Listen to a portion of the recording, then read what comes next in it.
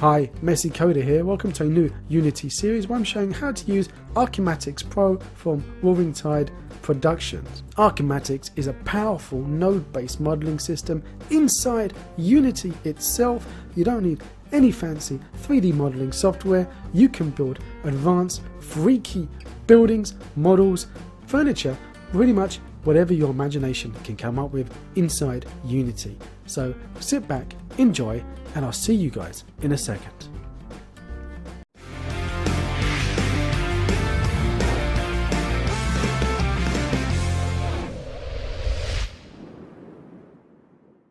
Here we are inside Unity playing with Archimatix. And Archimatix, it is a node-based, well, think of it as an architecture modeler inside Unity. It's magic. You don't need any funky 3D software. You can pretty much make your houses and stuff inside Unity. I'm not too sure how good it is for organic modeling, but as the name kind of implies, it does a fantastic job at architectural buildings and internals, exteriors and that kind of stuff. And furniture, fantastic for furniture.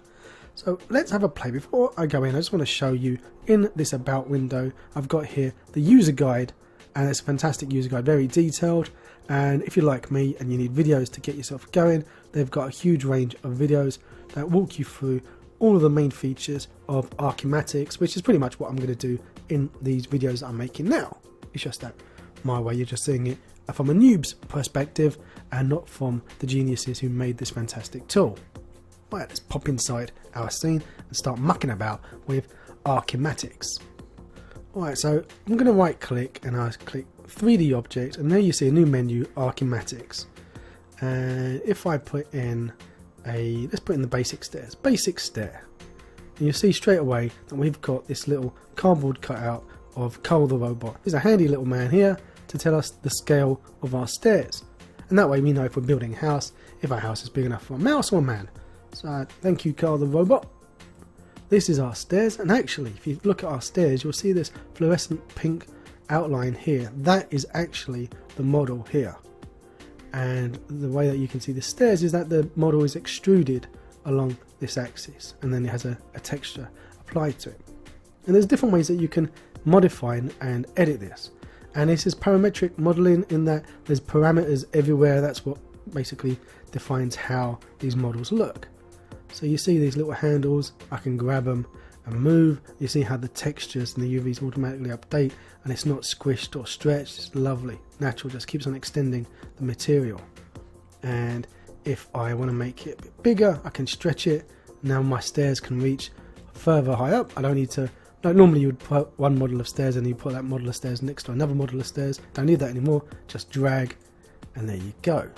And if I wanted to extrude from here, I could use the extrude from here to do it. I don't need to do it from the scene. I can do it from the inspector. I can also do it from the graph view. I'll show you that in a second, but I just want to play about with this a little bit more. Just muck about a little bit more here. We've got a snap tool as well, so we can snap it while we're doing. It makes it easier for you just to keep things nice and organized. Of course, when you're doing with architecture, you want everything to be nice and even and aligned, so the snap really does help. See, my numbers now 1.75 don't have any of those annoying odd numbers.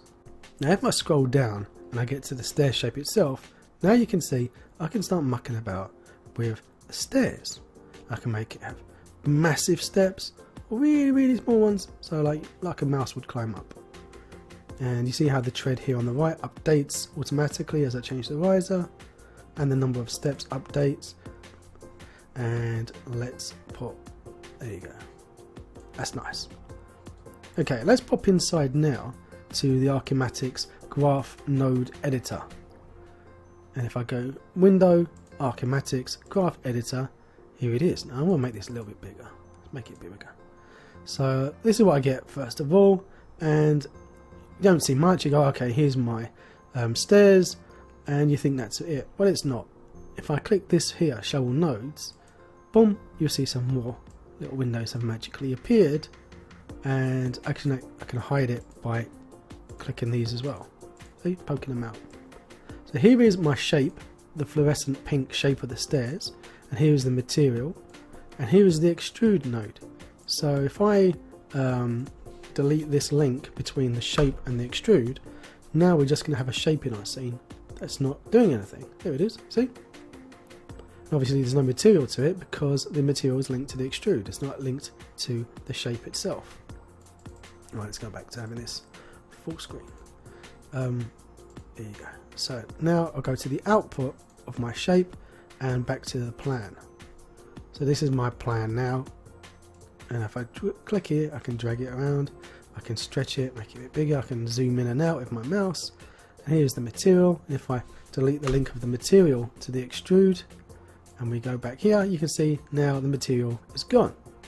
It is very simple to use, and if you've used the Mecanim editor, then you're going to be used to something like this. It's going to come in second nature to you. And if you've used World Machine, then it's even easier for you to get a hang of this. So let's make this a bit bigger, and I'll show you here the controls, and now you can see all those things that we were editing about inside the inspector, and there's even more.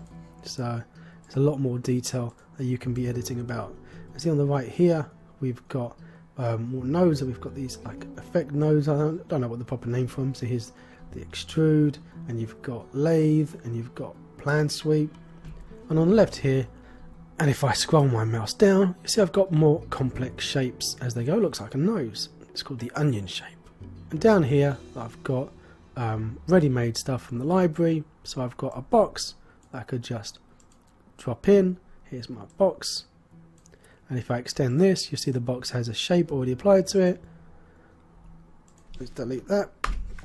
Or I could just make my own box. Go back to the top, and here's my rectangle, and then I'll stick an extrude. Let's click on this output, and I'll say extrude, and then now if I make this a bit bigger, you can see here that I've got my rectangular box.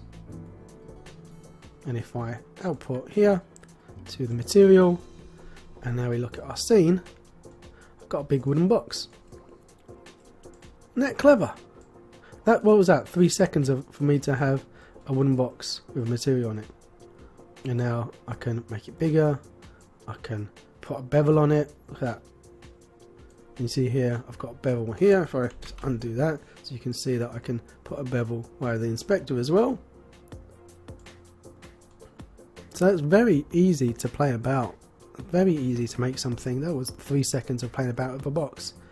That basically is how easy it is to use this tool.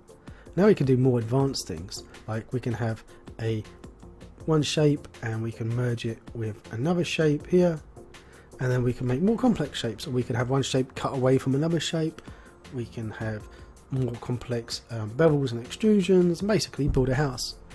There's so much functionality you can do in this, blows your mind. So that's the joy of Archimatix, how easy it was for me to make a box, modify my stairs, and have a muck about.